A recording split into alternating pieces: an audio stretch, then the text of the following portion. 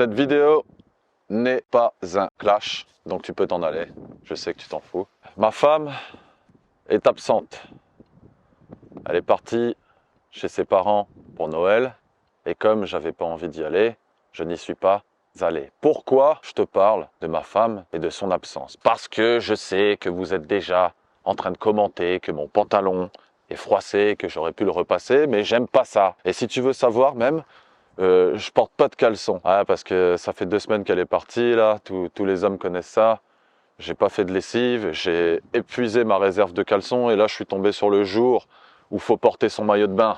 Et tu sais que ce jour-là, bon bah t'as pas le choix, il faut mettre une lessive et te remettre dans le mood de, comme si t'étais célibataire en fait. C'est pas évident les gars, je demande votre solidarité. Si dans une prochaine vidéo vous me voyez avec 2 chaussettes de couleurs différentes, soyez un peu indulgents messieurs, un peu de solidarité masculine. Je suis pas venu là pour souffrir, ok? Plus sérieusement, salut Egonon. Je regarde parfois tes vidéos et comme tu as pu le voir au titre, je vais réagir à ta FAQ2, à 2 questions précises en vérité. Et je le fais pas dans une logique conflictuelle, mais au contraire constructive. Et je suis sûr que ceux qui réfléchissent au sujet, toi en premier lieu, seront intéressés par mon propos. Alors j'attends pas de vidéo réponse, hein, j'ai la quasi-certitude que des gens avec qui tu travailles t'enverront des messages pour te dire de m'invisibiliser, de pas me répondre. Et tu veux que je te dise, je t'en veux pas. Tant que tu me fais pas passer pour un crétin pour me discréditer, t'es pas tenu de me répondre. Pour ce faire, j'ai opté pour le format podcast, ça me permettra de lire plus pratiquement mes notes et d'être plus précis dans le propos.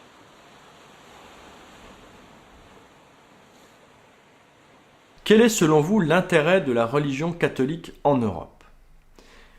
Alors, je ne suis pas sûr de comprendre tout à fait cette question. Si la question est de savoir pourquoi se dire catholique au XXIe siècle en Europe, je pense que la question est mal posée.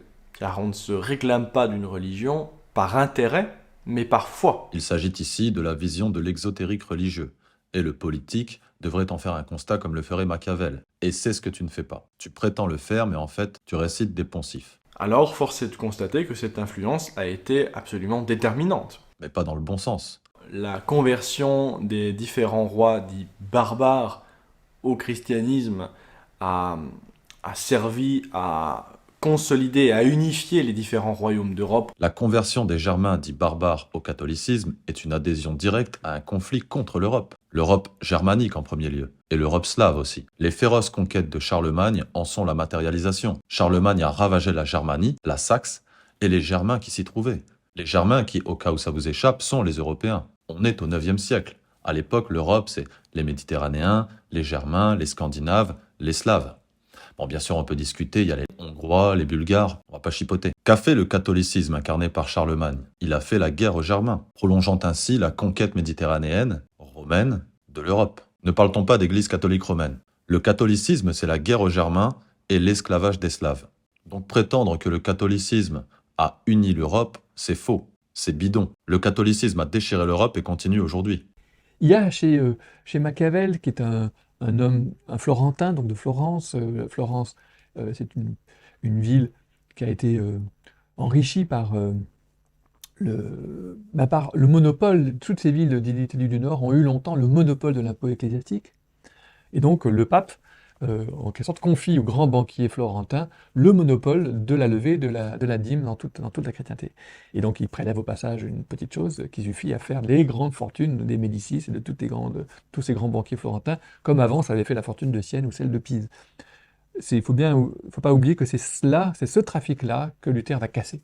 Et que donc la puissance, je dirais, de la lutte, l'énorme conflit entre l'Europe du Nord et l'Europe du Sud est un conflit aussi autour de l'impôt ecclésiastique. C'est un conflit économique énorme. C'est un conflit des débuts du capitalisme, entre un capitalisme qui va s'émanciper, un capitalisme soumis à un circuit qui était organisé autour du pape. Quand on défend la civilisation européenne et sa culture aujourd'hui, on ne peut, je crois, et quelles que soient ses croyances personnelles, encore une fois, on ne peut regarder cette unité de l'Europe chrétienté qu'avec sympathie et intérêt. Non, on ne peut regarder ça qu'avec dégoût et de manière analytique pour ne pas replonger dans les mêmes schémas, cher ami. À 45, tu parles de la naissance du protestantisme et révèles, sans le réaliser, la véritable nature de l'Église catholique. Un clergé confie dans sa suffisance et dans toutes sortes d'abus injustifiables, La naissance du protestantisme, née en réaction à cette première cause, qui a véritablement fracturé le monde européen,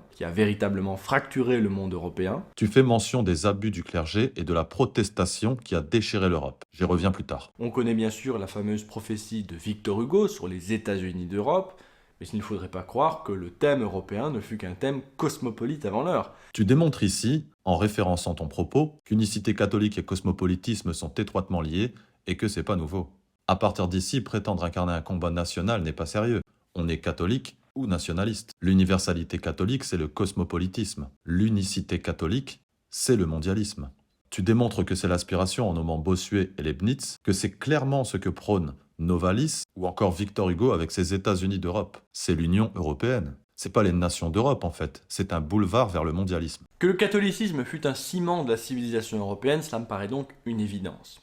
Non. Le catholicisme en Europe, c'est des guerres fratricides et l'agenouillement des peuples devant ce qui deviendra le fisc. Et les protestants ont précisément protesté contre cette spoliation bolchevique de l'Église catholique. Ils refusaient la collectivisation catholique qui tranche grassement dans les productions paysannes pour que la cour et le clergé fassent des partous et s'engraissent pendant que le peuple travaille dans les champs sans n'avoir droit à rien. 3 semaines de trick. Les protestants sont les antivax de leur temps. Les hérétiques sont les complotistes de leur temps. Ils se rebellent contre les gens en armes qui les dépossèdent pour le compte du régime en place. La stratégie des protestants était simple. Pour éviter d'être brûlés en tant qu'hérétiques, ils ont dit oui, d'accord, Jésus, tout ce que vous voulez, mais par contre, chez nous, Jésus n'a jamais dit qu'un gros porc peut saisir nos récoltes et nos troupeaux. Donc Jésus, Jésus, mais le fruit de mon travail m'appartient. Ils ont poussé la quenelle jusqu'au fond du magasin en rebaptisant la Saxe le Saint-Empire romain germanique, qui veut dire en gros « on est chrétien et on est romain ». Car comme je l'ai dit, le catholicisme est la continuité de l'Empire romain. Les Germains ont mis sur leur étendard Jésus et Rome. Ça aurait dû fraterniser la Francie et la Saxe. Mais le but du catholicisme n'est pas la fraternité et la conversion à Jésus, c'est le pouvoir et le pognon. Allons quoi, pas d'état d'âme. On s'engraisse, tout ça reste chrétien.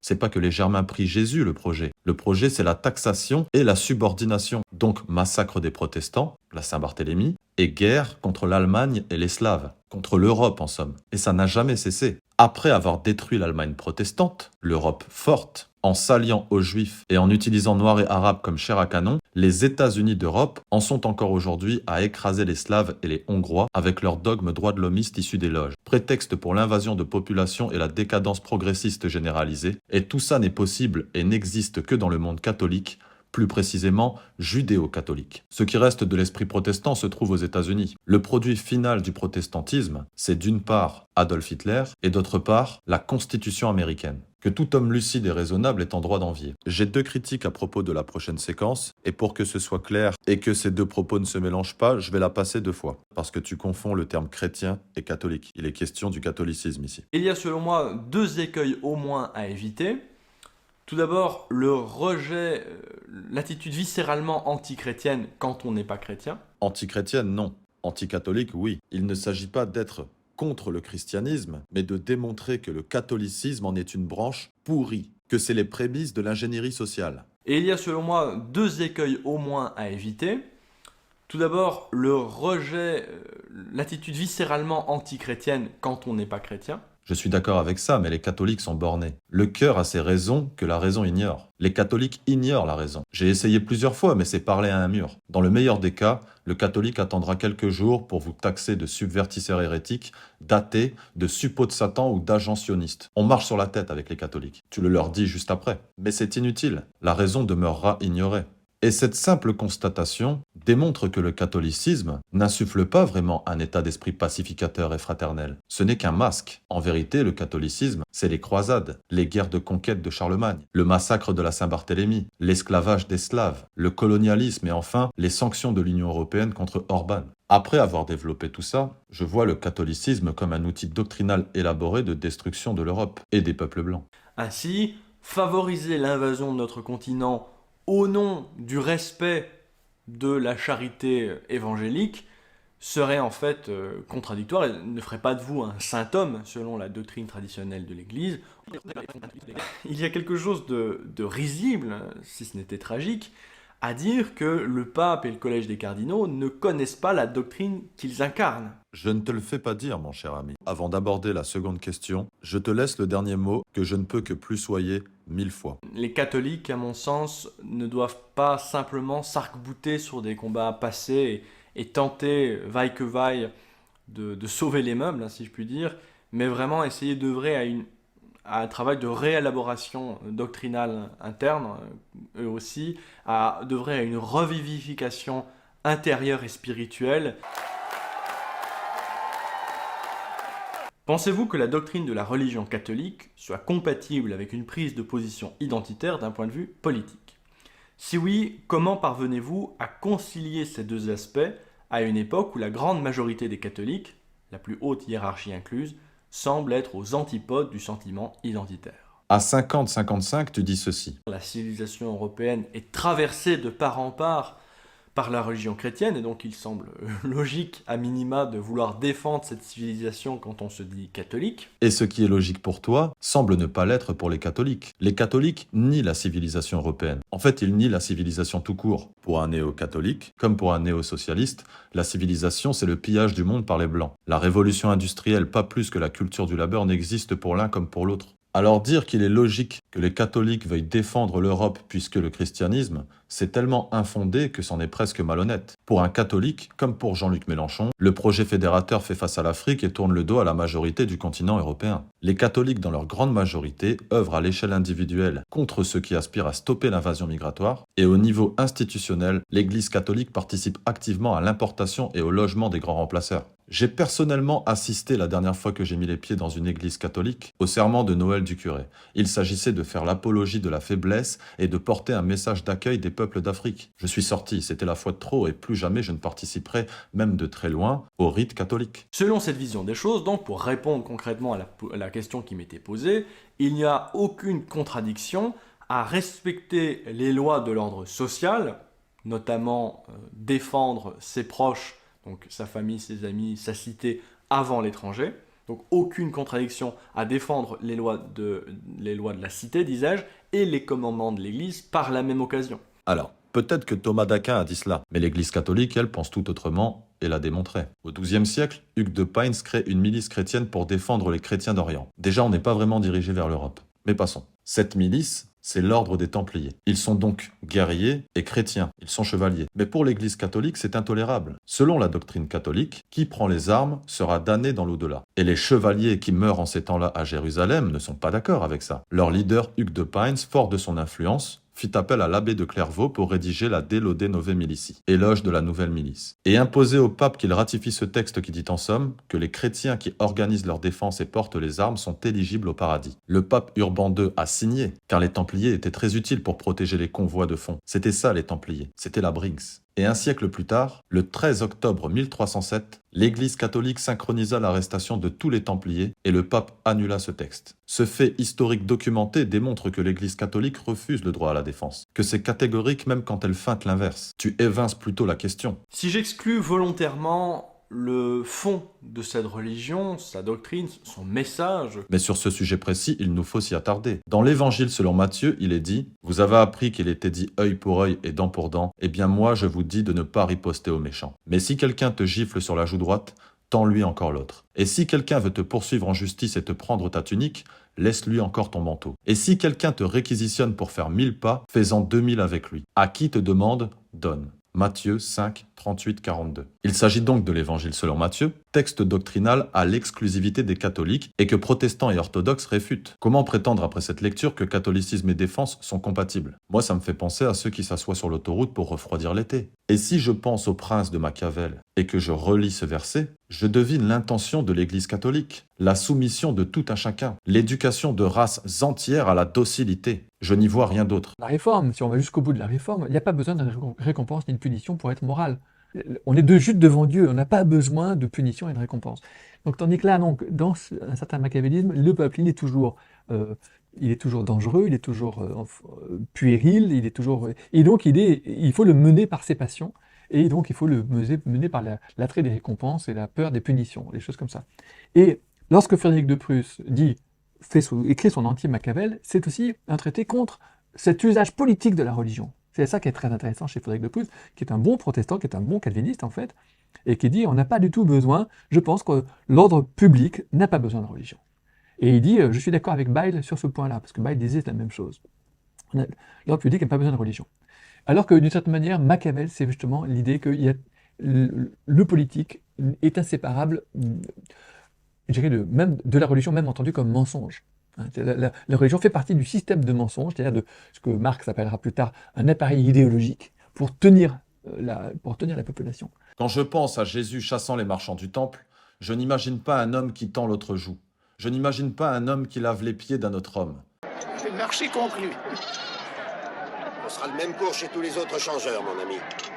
Ça fait 10 shekels et demi. Toi, Jérusalem, symbole de la fidélité, toi qui étais la ville modèle remplie d'équité, tu es devenue une prostituée. Arrêtez-le! N'avez-vous pas su? N'avez-vous pas entendu? Cela n'a-t-il pas été dit depuis le commencement? Je suis venu dans ce monde pour donner la vue à ceux qui ne peuvent pas voir, et aussi pour ôter la vue à ceux qui peuvent voir. Cet homme-là est possédé du démon. C'est un imposteur, un fanatique, un fou, un menteur. Malheur à vous, scribes et pharisiens! Hypocrites que vous êtes! Vous pliez devant la lettre de la loi, et vous trahissez le cœur de la loi. Vous voyez ces pierres? Eh bien, je vous le dis en vérité, il ne restera pas ici pierre sur pierre qui ne soit renversée. Serpent, race de vipère, comment échapperez-vous au châtiment de la géhenne? J'imagine un type avec un AR-15 juché sur son pick-up, avec une grosse casquette MAGA avant que le FBI le crucifie. Voilà ce que j'imagine. Et j'ai la certitude que cette doctrine est faite dans l'unique but de soumettre et gruger les peuples. Que l'Église catholique et son expansion deviendront le fisc et les flics. À 5507, tu dis. La question est donc celle-ci, le catholicisme post-Vatican II est-il l'expression la plus pure du christianisme, qui se dévoile enfin tel qu'il est lui-même, ou bien n'est-il qu'une déviation, une défiguration? Mais la question n'a pas à se poser. Le catholicisme est dans sa forme achevée le socle doctrinal de quel découle le mondialisme. C'est un fait, ce n'est pas une hypothèse. Les sociétés catholiques ont produit au fil des générations des 68ards et des petits-fils de 68ards woke à cheveux bleus. La fille aînée de l'Église, catholique donc, a produit la théorie du genre et le déconstructivisme, qu'on appelle ailleurs la French Theory. Tout le concept qui mène au désordre ouest-occidental moderne est issu du porte-étendard de l'Église catholique qu'est la France. Et si les Américains n'en sont pas au niveau de la France, c'est parce que la doctrine protestante a produit la Constitution américaine et cet esprit germain de protestant minarchiste, de citoyen libre qui dit ce qu'il veut et ne dépose pas son fusil sur l'autel du contrat social. Le monde blanc, des États républicains protestants aux pays orthodoxes d'Europe de l'Est, résistent à l'Empire catholique. Je dirais même plus précisément judéo-catholique, qui étouffe protestants et orthodoxes au nom des prétendus droits de l'homme issus des loges et du tikkun olam issu du Talmud. C'est bon? L'évangile hors de l'Église est un poison? C'est juste, mais les évangiles finiront toujours, tôt ou tard, par sortir de l'Église. Les évangiles, une fois en dehors de l'Église, font sortir les hommes de l'Église. Et lorsque le catholicisme revêt sa forme finale, on a un homme à boobs à l'Eurovision. Ce n'est pas une hypothèse. Par conséquent, l'évangile est un poison, point. Et je le répète encore ici, car je sais que pour beaucoup ce n'est pas clair, les évangiles, c'est le catholicisme, pas le christianisme, pas le protestantisme, pas le christianisme orthodoxe. Or, je crois précisément que c'est dans la tradition occidentale elle-même que nous pourrons trouver les remèdes aux maux de l'Occident, et pas ailleurs. La tradition européenne n'est pas le christianisme. Le christianisme vient d'Orient.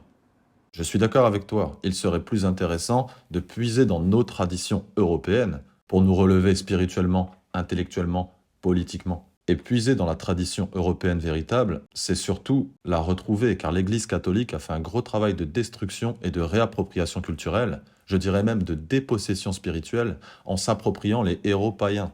Tu te réclames de Antoine de Padoue, mais si tu creusais, il y a de grandes chances pour que ce prétendu saint soit en fait un héros païen, protestant avant l'heure, comme beaucoup de ceux qui ont été brûlés car prétendus hérétiques. Il s'agit donc de retrouver la tradition européenne, liée au karma, au cycle de la nature comme les solstices et les saisons. Il se trouve que des bribes de notre tradition sont présents notamment dans l'hindouisme. Et pour avoir lu René Guénon et l'avoir reçu, compris, Je sais que c'est ce dont il parle, et qu'il ne s'agit en rien d'une émulation de l'Orient. Plutôt, tu dis. La plupart des tenants de cette tradition primordiale fantasment complètement, selon moi, l'Orient. Et pour te répondre, sans te donner l'impression de te toiser, car ce n'est pas mon intention, je dirais ceci. L'évidence de l'unité de la vérité est unique, n'est-ce pas, nous fait conclure logiquement, mathématiquement, à la reconnaissance de ce que René Guénon désigne par tradition primordiale.